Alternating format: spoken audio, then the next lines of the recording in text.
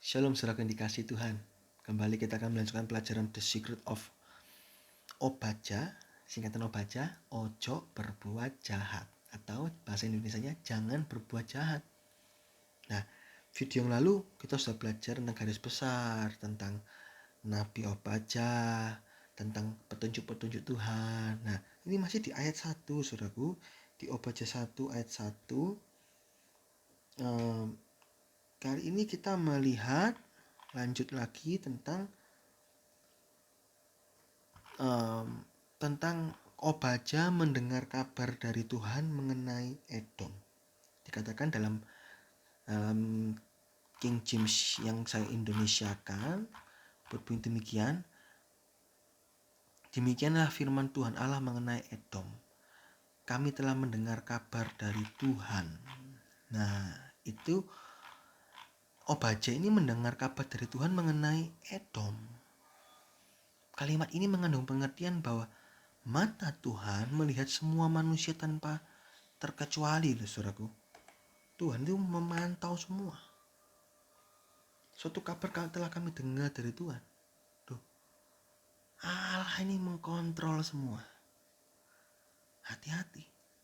Penglihatan Tuhan tak akan pernah meleset. Tuhan, kalau kamu dihukum, bukan, loh aku punya alibi Tuhan. Tidak ada. Kalau di dalam pengadilan ada alibi. Saya jam 10 di sini loh. Kan kematiannya jam 10, berarti kan saya nggak membunuh. Itu alibi. Tapi kalau Tuhan tidak bisa, mata Tuhan melihat, kamu salah.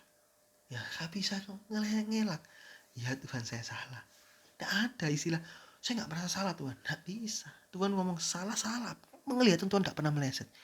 Jika kita berbuat jahat, Allah tahu. Bahkan sampai ke dalam hati terdalam pun Allah tahu. Engkau Tuhan Allah Maha tahu betapa dahsyatnya kuasa-Mu. Mazmur 139 ayat 7-8. Oleh karena itu, jangan pernah menyembunyikan kesalahan sekecil apapun. Pasti Tuhan tahu dan akan memberikan hukuman bagi yang tidak bertobat. Jangan jadi orang yang bebal, yang mengatakan bahwa tidak ada Allah. Allah tidak melihat. Mazmur 14 ayat 1-3 itu kebodohannya amat sangat. Kalau lebih kasar itu goblok, saudaraku. Karena Allah itu maha tahu dan kita ngelawan. Itu kan bodoh gitu loh. Bodohnya bukan main. Nah, saat kita ada salah, segeralah mengaku kepada Tuhan dan bertobat. Gitu loh. Si Obaja dapat kabar dari Tuhan tentang Edom. Dan itu pasti benar. Dan Obaja maka dari itu dia langsung pegang sungguh-sungguh dan sampaikan kepada Edom. Nah, jikalau itu kesalahannya kepada orang lain, selain bertobat harus membereskan kepada orang bersangkutan ya. Pada waktu kita ada salah, ya bertobat sama Tuhan, dan kalau salah pada orang lain ya kita minta ampun. Sorry ya, saya tadi salah. Begitu. Nah ya. Nah, saya lanjutkan lagi. Seorang utusan telah disuruh ke tengah bangsa-bangsa. Nah, seorang utusan telah disuruh ke tengah bangsa-bangsa. Di sini juga ada nubuatan bahwa bangsa-bangsa akan diizinkan Tuhan untuk memerangi Edom. Bangunlah, ini ya. Tidak ada utusan disuruh ke tengah bangsa-bangsa ini, bangsa banyak, dan mengatakan, bangunlah, marilah kita bangkit memeranginya. Memerangi siapa? Memerangi Edom konteksnya di sini. Nah, menurut sejarah, Edom dihancurkan oleh bangsa Asyur dan Babel. Di sini Allah memakai bangsa-bangsa kafir untuk menghancurkan Edom. Sejatinya Edom ini adalah bangsa keturunan Esau yang notabene adalah anak dari Ishak, keturunan Abraham. Arti kata Edom adalah merah. Ini diambil dari peristiwa sup kacang merah yang Esau makan dengan menukarkan hak kesulungannya. Kejadian 25 ayat yang ke-34. Nah, lambang orang-orang menuruti hawa nafsu saja inilah lambangnya Edom. Menuruti sup kacang merah lebih dari hak kesulungan. Itu orang-orang yang menuruti hawa nafsunya saja. sehingga berakhir dalam penyesalan demi penyesalan. Ibrani 12 ayat yang ke-16 sampai 17. Saat Esau ingin dapat berkat, gak dapat. Karena dia membuang berkat yang seharusnya punya dia. Masa-masa penyesalan itu tidak membuat Esau bertobat, tapi malah membenci Yakub, sehingga terbentuk dua bangsa yang saling bermusuhan. Yakub sudah bertobat dengan mau berbaikan dengan Esau, Kejadian 33 ayat yang ketiga. Sedangkan Esau tidak bertobat, malah menurunkan kebencian terhadap bangsa Israel.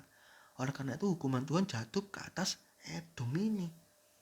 Jadi Allah lihat suatu kabar telah kami dengar dari Tuhan. Kalau kita dengar kabar dari Tuhan itu pasti benar.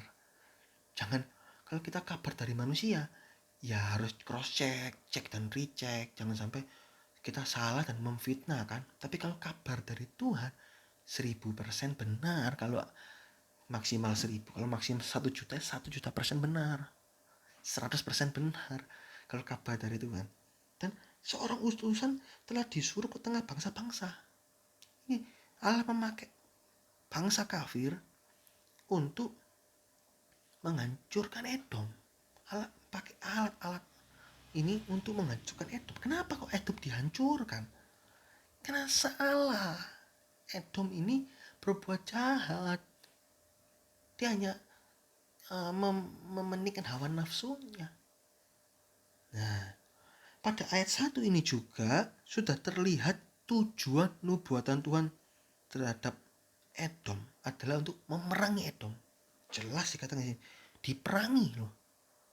Kalau perang itu apa? Banyak kematian. Nah, ini akibat dari dosa. Banyak kematian baik secara jasmani, juga kerugian secara rohani, kerugian secara jasmani. Ini termasuk nubuatan yang menyeramkan loh. Memakai bangsa-bangsa, bukan satu bangsa nih, bangsa-bangsa. Ini dipakai untuk memerangi Edom. Wih, kalau Tuhan pakai alat misalnya, ini kamu ya, hancurkan pekerjaannya, ini si B. Sehingga si B ini karena dia sudah pakai kedukun okultisme, hancurkan. Tuhan pakai kompetitor kita untuk menghancurkan kita, bisa. Jangan sombong. Wah, saya nggak mungkin jatuh. Saya orang kuat, modal saya kuat. Kalau Tuhan sudah bicara, turun vonis, jatuh kita. Hati-hati, jangan main-main sama Tuhan. Ini nubuatan yang menyeramkan. Memang seorang nabi dari Tuhan harus menyampaikan apa saja yang dari Tuhan tanpa dikurangi, tanpa ditambahi.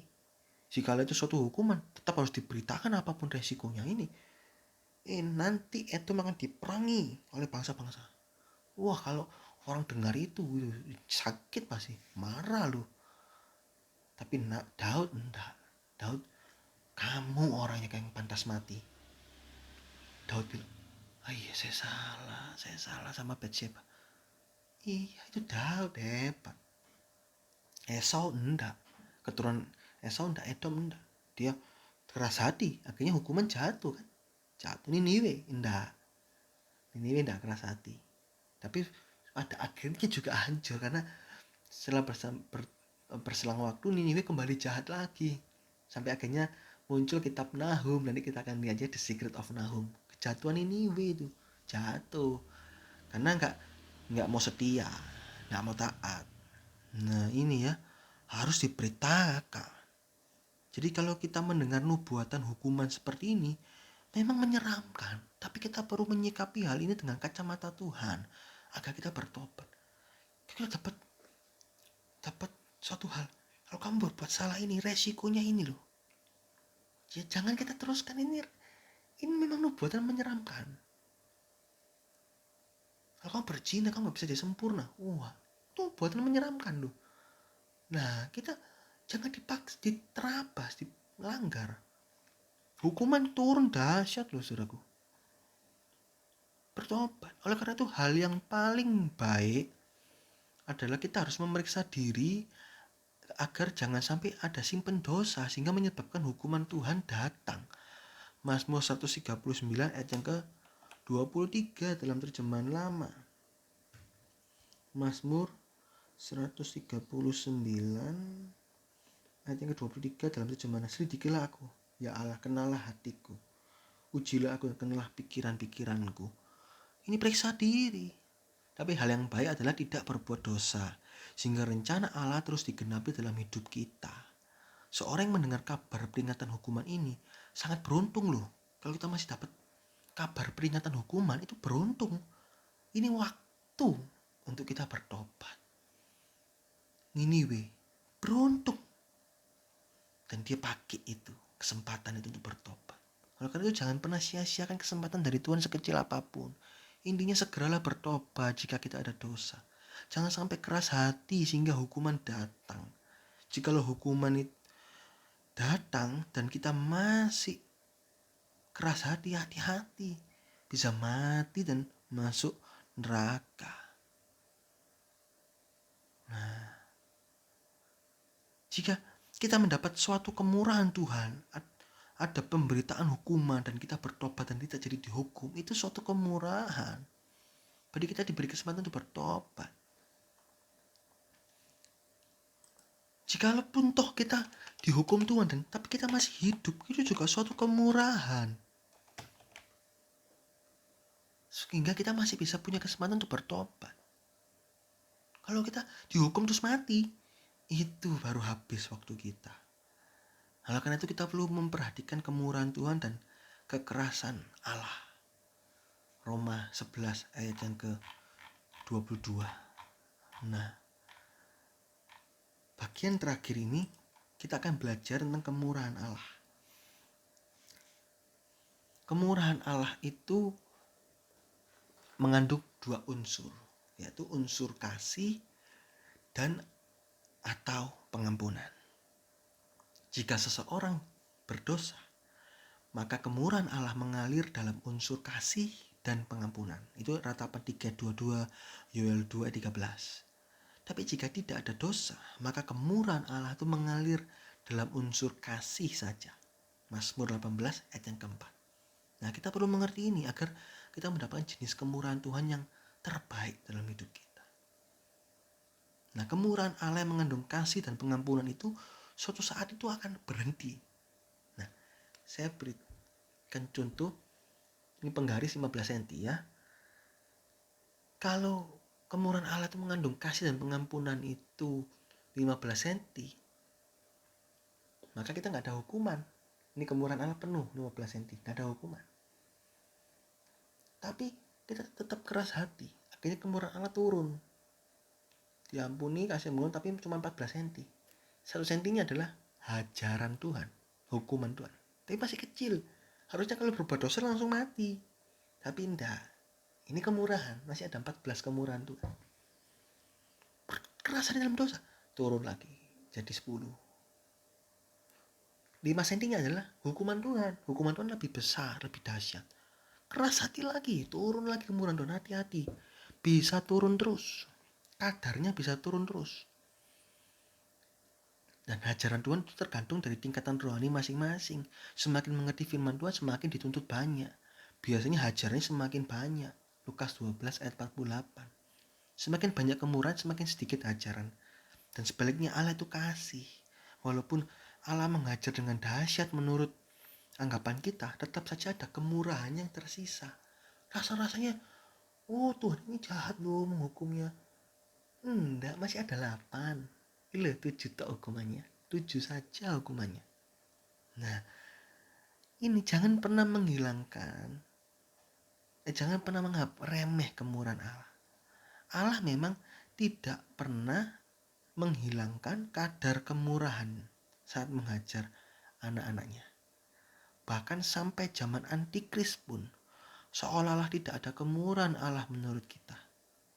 Justru zaman antikris itu adalah zaman kemurahan untuk umatnya, anak-anaknya yang tertinggal, agar dapat kesempatan bertobat masuk surga. Walaupun disertai dengan siksaan yang belum pernah terjadi dan tidak akan pernah terjadi lagi. Siksaan sampai mati. Itu kalau saya beri ilustrasi, antikristus ini kemurahan 1 cm, 14 cm-nya ini hukuman. Sisa 1 cm masih hidup, ketinggalan zaman antikris, itu kemurahan. Tapi kalau tetap di zaman antikris pun kita tetap membelot, tetap keras hati dalam dosa. Akhirnya 1 senti ini habis. Kalau sudah habis, mati. Kalau sudah mati, langsung dihakimi, masuk neraka. Jadi jangan anggap sepi kemurahan Allah. Kalau habis. Tapi sebagian besar memang tidak dihabiskan. Allah itu panjang sabar. Pengkhotbah saja bilang lambat menghukum. Memang kemurahan dahsyat. Diselentik, dihukum kecil. Terus gak bertobat, akhirnya mati. Ya masuk neraka. Kesempatannya habis. Ya, ini tentang kemurahan. Nah, kita harus cari kemurahan yang hanya mengandung kasih saja, yang tidak akan pernah berkesudahan sampai selama-lamanya. Mazmur 100 ayat 5, Mazmur 103:17, Mazmur 118 ayat 4. Seperti tingginya langit di atas bumi, begitu besar tak terukur kemurahan Allah. Mazmur 103 ayat 11. Kemurahan ini menceritakan tentang penjagaan dan perlindungan Allah atas umatnya. Mazmur 86 ayat 13. Serta berkat-berkat surgawi yang dicurahkan dengan begitu murah. Nah, kita harus berusaha menerima kemurahan jenis ini sepanjang waktu kita. Di tengah-tengah pandemi, orang-orang mengeluhkan sepi. Kita masih bisa ada omset. Itu kemurahan Allah. Yang seharusnya sama kan dengan mereka orang-orang dunia yang sepi. Tapi dia masih ada omset. Itu kemurahan Allah yang hanya mengandung kasih saja. Nah, Musa mengerti hal ini sehingga dia berdoa tiap pagi minta kemurahan Allah, minta kasih setia Allah. Mazmur 90 ayat yang ke-14. Minta tiap pagi kemurahan Allah dalam pekerjaan, dalam keluarga, dalam macam-macam hal. Kita berdoa sepanjang hari, minta kemurahan Allah, karena kita nggak tahu apa yang terjadi di hari ini. Mazmur 94 ayat 18. Kita harus harapkan kemurahan Allah lebih dari yang sekedar kita harapkan. Mazmur 147 ayat 11. Jangan berharap pada manusia, karena itu terkutuk. Yeremia 17 ayat 5 sampai 6. Ya, jadi di ayat 1 ini Obadja kita sudah banyak belajar. Ini kita selesaikan ayat 1 di video ini. Penglihatan Obadja. Nah, kita sudah belajar tentang macam-macam petunjuk Tuhan. Kita juga belajar tentang Nabi Obadja, bagaimana Nabi itu, peran sertanya Nabi dan ciri khasnya Nabi seperti apa. Itu speakernya Allah, dia hanya menubuatkan apa yang cocok dengan Allah, tidak boleh ditambahi, nggak boleh dikurangi. Itu Nabi dari Tuhan. Dan juga beginilah firman Tuhan Allah tentang Edom. Ini Allah itu kalau sudah bicara dan ada kabar dari Tuhan itu pasti benar. Jadi kalau kita dapat kabar dari Tuhan, dapat petunjuk dari Tuhan, misalnya dosa yang diingatkan oleh firman Tuhan, ya kita harus bertobat, jangan keras hati ya. Nah, seorang utusan telah disuruh ke tengah bangsa-bangsa. Marilah kita bangkit memeranginya. Ini Edom akan diperangi. Dan perang itu menghasilkan kerugian banyak. Ada kematian. Nah, kalau nggak bertobat, tapi ini masih berita. Belum dilaksanakan. Nah, ada kemurahan. Masih 15. Diperingatkan. Kalau keras hati, turun ini kemurahan. Dan akhirnya hukuman timbul. Tetap nggak bertobat, akhirnya habis kemurahan Allah, mati, masuk neraka. Ya, ini ayat 1, saudaraku. Panjang juga ya ayat 1 ini. Tapi memang wasiat lama ini mengandung pengertian-pengertian yang dalam. Kita perlu pelan-pelan menyikapi, menyelidik, sehingga kita bisa mendapat pengertian yang lebih banyak, lebih jelas, dan kita mau taat. Gitu ya. Di ayat yang kedua kita akan belajar tentang hukuman pertama atas Edom, yaitu dikecilkan, dihinakan. Wah, itu seram. Ya, tapi kita mau lihat ini peringatan, jangan sampai kita tiru. Oleh karena itu Obadja, ojo berbuat jahat. Jangan berbuat jahat. Oke? Puji Tuhan, Tuhan Yesus memberkati.